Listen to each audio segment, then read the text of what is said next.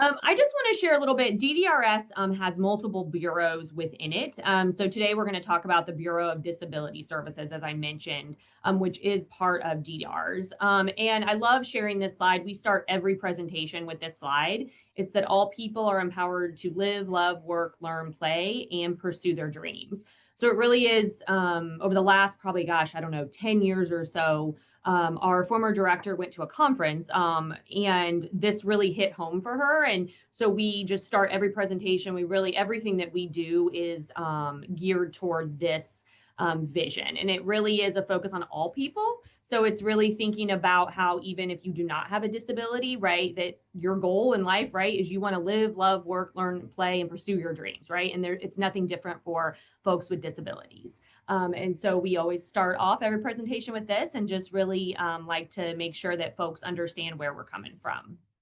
And I'm going to turn it over to John now. Like I said, John is the chief of staff for beads. And so I joked I can give this presentation, but John is much more in the weeds of beads and the ins and outs. And we're going to share really just an overview of what beads is.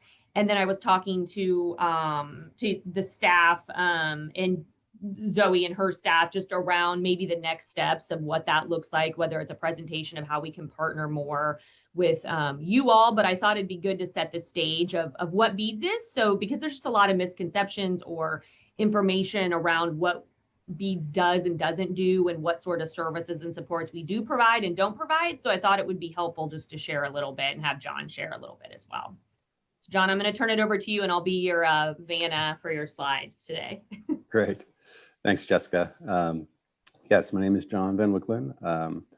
I've been with Beads now. This is going on to my 9th year. And prior to coming to Beads, I worked for one of our Beads providers for a number of years. So I'm going to try to get through this pretty quickly. As Jessica mentioned, we only have a half hour and that can go quickly. So this is really meant to be a pretty high level overview of Beads services. There's a lot more that we can discuss in the future, but I think our goal today will just to give you an overview of, as Jessica said, sort of who we are and what we do. So this first slide here is just our vision statement, mission statement, and values, and it really refers to just focusing on the strength of the individual. Our work really focuses around charting out a trajectory for the person in terms of what their goals are and how they see their best life. And then we view our role as to really help identify resources, support systems that they can help in addressing each domain of their life to help them reach their goals. So, we really try to focus on what is it that they want out of their life and how can we connect them to services and supports in order to get there. Next slide. Within those, that previous slide, one of our values and one of our really guiding principles is everything we do, we try to do within a person-centered approach, which basically means not doing for the individual, but really coming alongside them and helping them do things in ways that they would like to have them done. So really engaging with the individual, listening to them, kind of helping them guide their decision-making process. That could also mean many other things like collaborating, identifying community resources, non-paid supports in their lives that can help them achieve those goals as well. We have two main, I guess you could call them service arrays for folks within Beads. We have our home and community-based services, which are often referred to as our waivers. We have our supervised group living, which are also known as SGLs or institutional care facilities. And so the home and community-based services really encompasses the large majority of people that are within Beads. So we have roughly 34,000 individuals who are on the community integration and habilitation waiver, or the CIH, as well as the family supports waiver serves about 3,000 individuals. And then there's about 16,000 roughly individuals on the health and wellness waiver. And the traumatic brain injury waiver is a pretty small waiver. Have around a couple of hundred folks on that waiver. The CIH and the family support waiver are the traditional waivers that BEADS has had authority over for a number of years. And then, a little over a year ago, we assumed the authority over the health and wellness and TBI waivers, which were formerly with, as Jessica mentioned, the Division of Aging. Now it's called the Bureau for Better Aging. So we incorporated those waivers into our service array to really provide more of a holistic approach to our waiver system. And then the supervised group living or institutional facilities serve roughly, again, about 3,000 folks in those facilities across the state. Those are an alternative to waiver placements. They provide a little bit more structure. They are overseen by the Department of Health, who is the regulatory authority over them. And yeah, they are found throughout the state of Indiana as well, and have different levels of staffing, and all the way up to our CRM&F, which is our most restrictive setting. That's a 20-bed facility in Greencastle. And then we have the majority of our group homes are much smaller. They're 4 to 8 beds located throughout the state. All right. This next slide here just kind of gives you an idea of how we break up the state. So we have basically 9 district offices located throughout the state, as well as our central office, which is located in Indianapolis. We have usually 8 district offices, but in Evansville, there are 2 actual offices in Evansville. So there's a total of 9. And so, we have up north, Gary, South Bend, and Fort Wayne. In the central region, we have Terre Haute, Indianapolis, and Muncie. And then down south, we have our Clarksville and Evansville offices. The majority of our offices are co-located with Voc Rehab, which really allows us to provide more cohesive support and continuity of care for folks who are looking for employment services. So we try to work closely with them as we provide services and supports to individuals and families. Our district offices are really our front door for folks coming into BEADS. So our service coordinators are what we call them, and their roles are to help identify which services folks may be eligible for, and then depending on if they are eligible, what services they choose, and they help them along their path. So we have roughly about 100 service coordinators throughout our 8, or I should say 9 district offices across the state. Okay.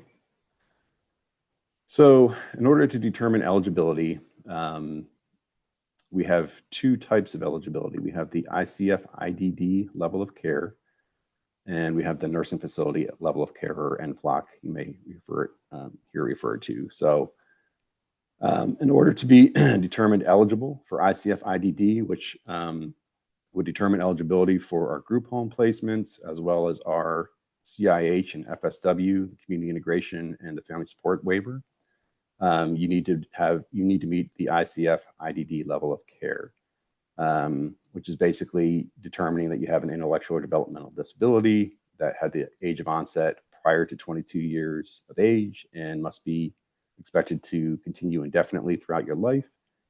And then you have to exhibit substantial functional limitations in 3 of 6 major life areas.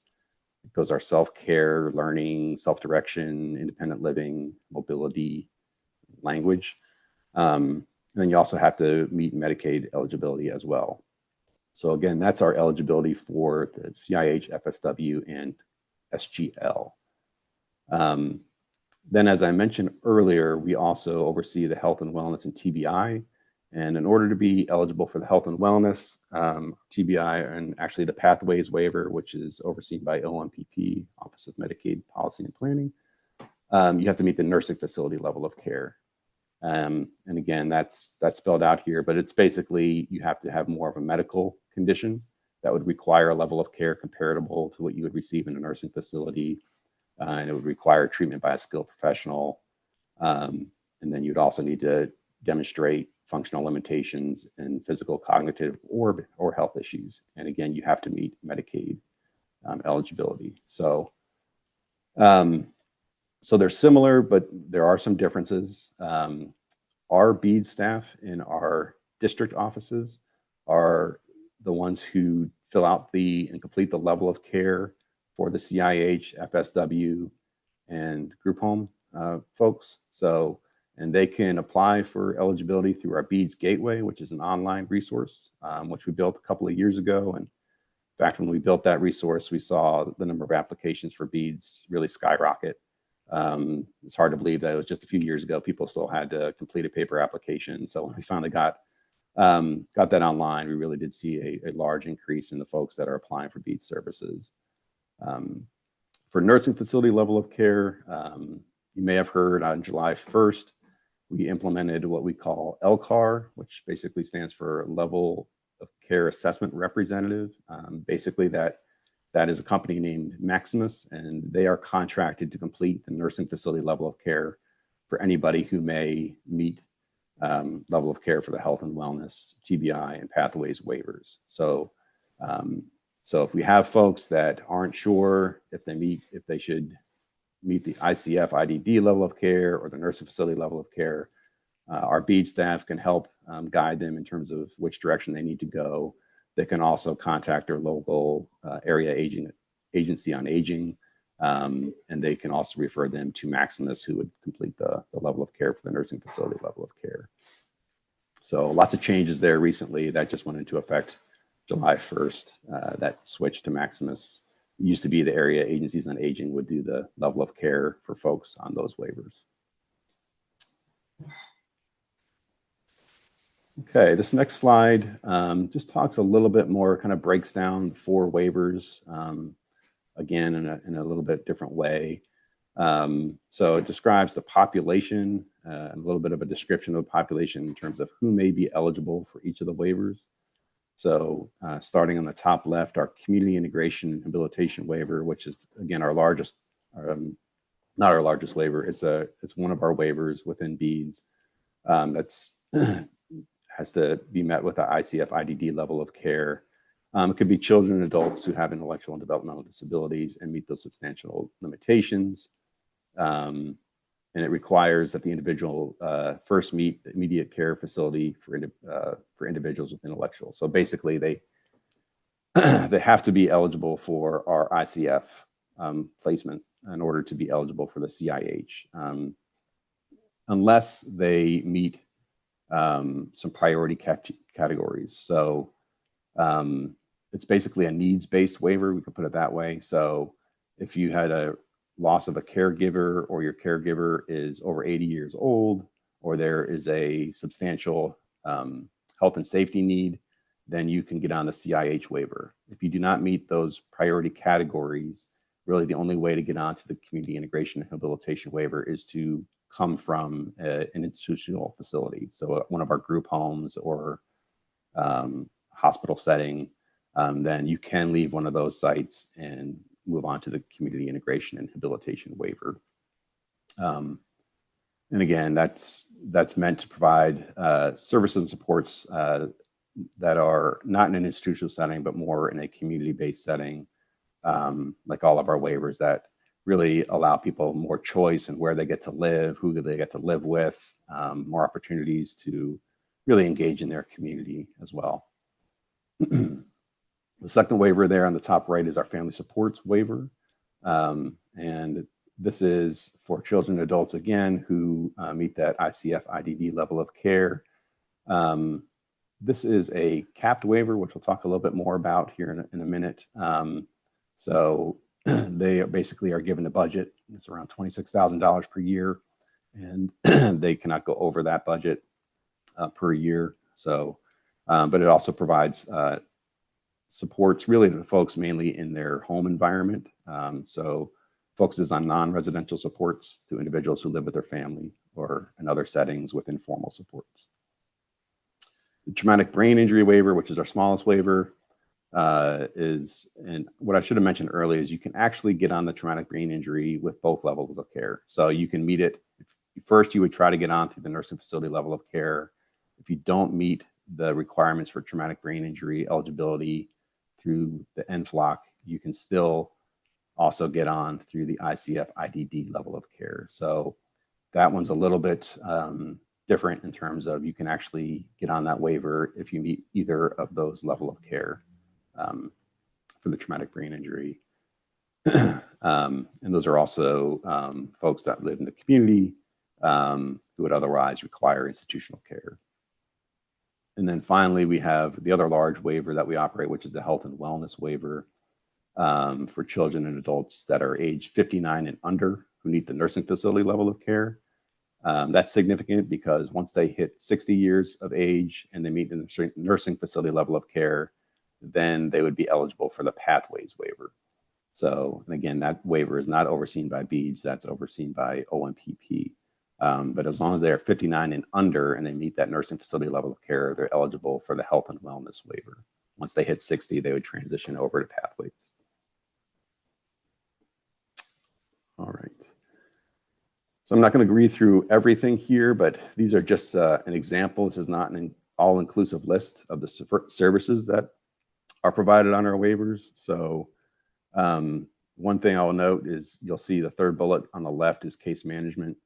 That is the one service that everybody who's on any of our waivers is required to have, case management. And the reason for that is really our case managers on the waiver side. It's really their job to help guide the individual along their journey. So they are instrumental in developing their individualized service plan and monitoring that service plan to ensure people are meeting their goals for their best life. They are helping them, educate them on which resources are available in their community to reach those goals, and help them understand which of these services they may want to choose, and helping them figure out things like budgets and how much they're allowed to have and each of these services that are listed here. So ranging from physical therapy, occupational therapy, speech, music, to case management. And then there's the habilitation, which are basically your residential services on there as well, and some employment related services.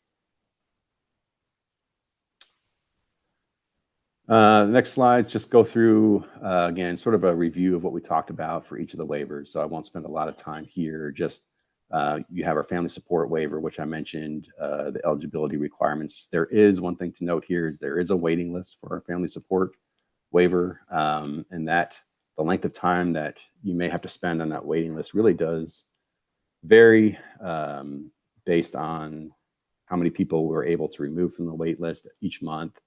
There's also some priority categories that are mentioned there, which would bump you to the top of the wait list. So, if you're a child of an active or a veteran member of the United States, or you're age 18 to 24 and you've graduated from a school setting, or you had nursing facility level of care and recently lost that on the health and wellness, that would get you bumped to the top of the family support waiver. And as I mentioned previously, that's a capped waiver. So you have that $26,482 to spend per year on your services. So it's really helpful for the case manager to help individuals on that waiver understand how much their services cost and what selections they need to make in order to stay within that budget in any given year. The CIH, or the Community Integration and Habilitation waiver, it's not a capped waiver.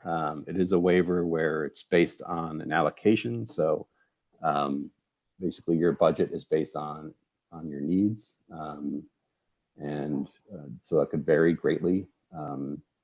Again, your eligibility there are meeting Medicaid, having the level of care assessment. It's a more comprehensive waiver. So it does potentially allow for residential services, so living with a residential provider in the community. And then I mentioned the priority category. So the ways to get on that waiver there are listed out where, like I said before, you have to have a death of your primary caregiver, or they have to be over 80 years of age, or there was evidence of abuse or neglect in an SGL setting, or you have a significant health and safety risk. So those are the ways that you can get placed on the community integration and habilitation waiver. Then our health and wellness, again, we've gone through the eligibility criteria there. The only priority really category to get onto the health and wellness waiver would be to transition through our Money Follows the Person program, which is basically helping people transition again out of institutional placements. So for folks that are coming out of nursing facilities or group homes, they may be eligible for Money Follows the Person, and that would allow them to transition off that out of those settings onto some of our waiver settings. This used to be known as the age and disabled waiver, if that sounds familiar. But then about a year ago, that transitioned over to BEADS and was renamed to Health and Wellness Waiver. And I should also mention there is a wait list as well currently for the Health and Wellness Waiver. And then our last waiver category is the traumatic brain injury, which I mentioned can meet either the ICF, IDD level of care or nursing facility. There is a small waiting list. It's a small waiver, and you have to have a documented diagnosis of a traumatic brain injury from your physician in order to be eligible for that waiver as well. Okay, and then real quick, supervised group living. I know we're running low on time. These are also known as group homes. It's a residential option that is a more secure facility. They're 4 to 8 beds. They're alternative to the waiver placements. The funding is different in the sense that on the waivers, really the funding is for the individual. So it's based on the individual's needs, which determines how much they have in their budget. In supervised group living, the provider gets a daily per diem from Medicaid, which is based on the level of group home and some other factors. And that daily per diem pays for all of their services. So anything that they would provide in that setting, the provider pays for, and they get reimbursed by that daily per diem from Medicaid. And then in order to, again, apply for services for the FSW, CIH group home, that would be through the BEADS Gateway, which I believe we have a link for here. In order to be eligible or to apply for the health and wellness or TBI, you could also go through the Area Agency on Aging, who would connect you with Maximus to do eligibility screening. Then if you are eligible, then those AAAs, we call them, would be sort of like our BEADS service coordinators. They would help you as you navigate through those waivers. We have 6 case management companies that work with the folks that are on our CIH and FSW waivers. So if you're on those waivers, there's 6 case management companies that do case management for those waivers. And then, like I mentioned, the Area Agency on Aging and independent case managers provide those services on the health and wellness of TBI. We have some state line services, which are basically services that are paid for out of BEADS budget for folks that don't meet the level of care, but may be eligible based on a couple of other criteria. And those are really mainly services for folks that are in nursing facilities, and they can go and provide some group habilitation for folks, some group outings in the community for folks that are in nursing facilities, or some employment services for folks that are in nursing facilities. So there's a small budget for what we call state line services. We have 3,000 providers across all of our BEADS program. And one of the things that's recently changed is we've been legislatively mandated to create and manage a DSP registry and training, which means that we will have all of our DSPs complete a curriculum, and they'll be on a registry so that providers can transfer that. They can take that curriculum and transfer that if they move from one provider to the other.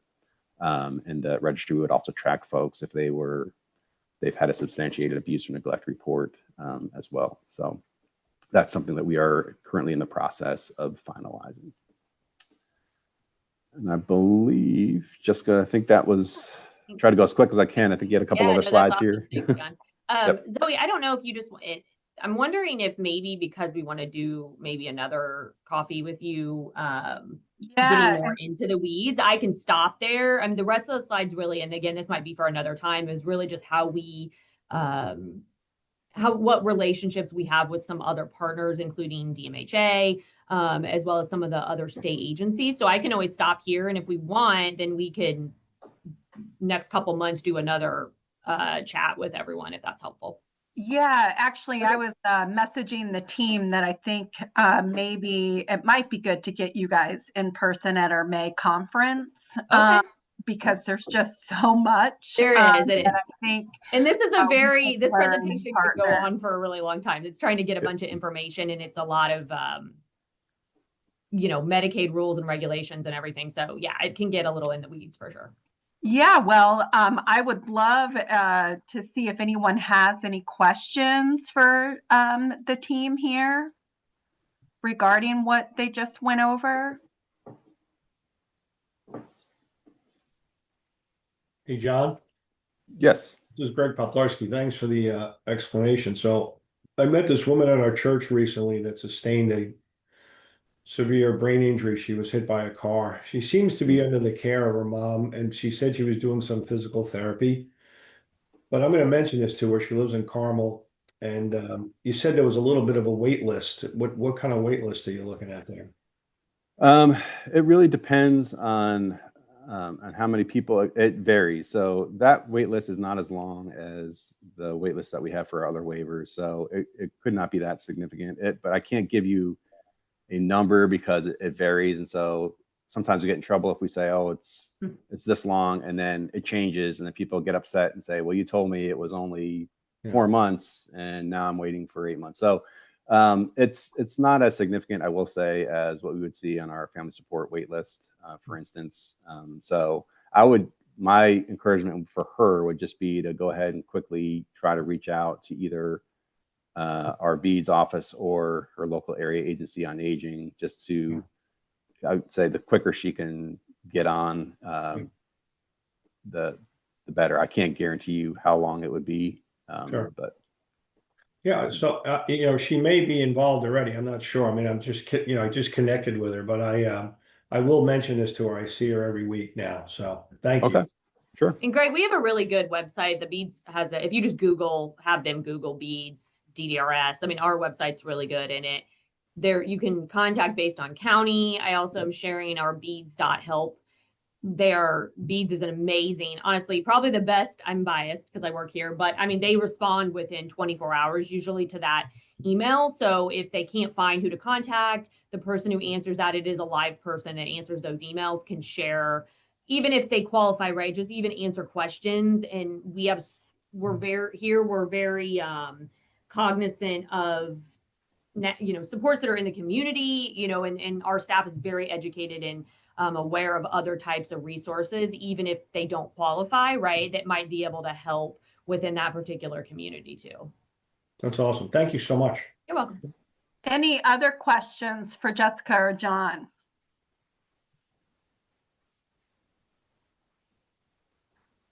So we will be sharing the slides on our member-only site. And then I also wanted to Zoe, share. I still need to send those to you as well, just FYI. Perfect. Yep, just share with Denise, Okay. and we will do a part 2 and maybe even a part 3. Jessica and I've already talked about it. Don't have us sit next together at a meeting, because we will Well, and it might be good too, Zoe, for you guys to present to us. I mean, we do like virtual learning sessions with our staff.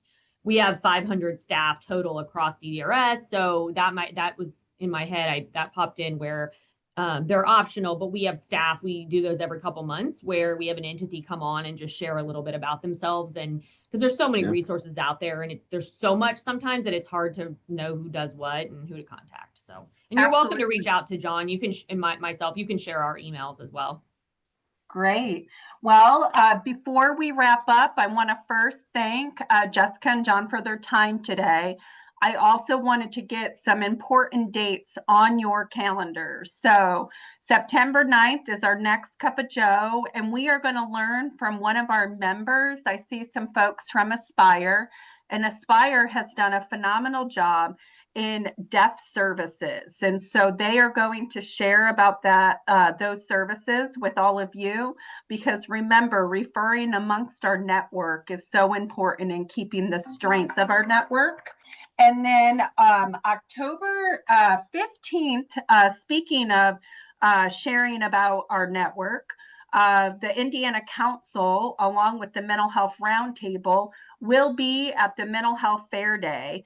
That is on Friday, and we will have our system network map as well as resources representing all of you at the mental health booth. So if you are there on Friday, we will be there Friday morning, and wanted to share that with you. And then on October 7th and 8th, is Hill Day. And so I wanted to make sure to get those dates. I see Diana on, and a couple of my other Hill Day buddies that we went. We had a phenomenal time on Hill Day, and you can ask any of them. It is a time where we are able to advocate together on a federal level. I would love to have around 20 or so members, and we are going to have shirts, and we are going to show up and advocate for Indiana and those that we serve. So please put those dates. Leanne's going to be getting the registration information out. And then also, I know October is busy, but 15th through the 17th is our CCBHC Fall Conference in Bloomington. You're not going to want to miss this one. We have Mitch Robe, our FSSA director, kicking it off, as well as several other topics from our pilot sites and others. So please, registration will be posted here shortly. Denise will be getting that out. And then last but not least, February 17th is our State Hill Day. So I would love to have all of you there as well. And I just saw a question. The dates are this October 7th and 8th for Hill Day. The 7th is the Public Policy Institute, where you'll learn about advocating, what we're advocating on. And then the 8th will be our Hill Day meetings that our federal lobbyists will be scheduling. So I just wanted to make sure. And then I know some people have dropped off. I do have 2 more asks because we have such a large group. And I shared this with public policy yesterday, but since we have such a diverse group on, I wanted to just share this quickly.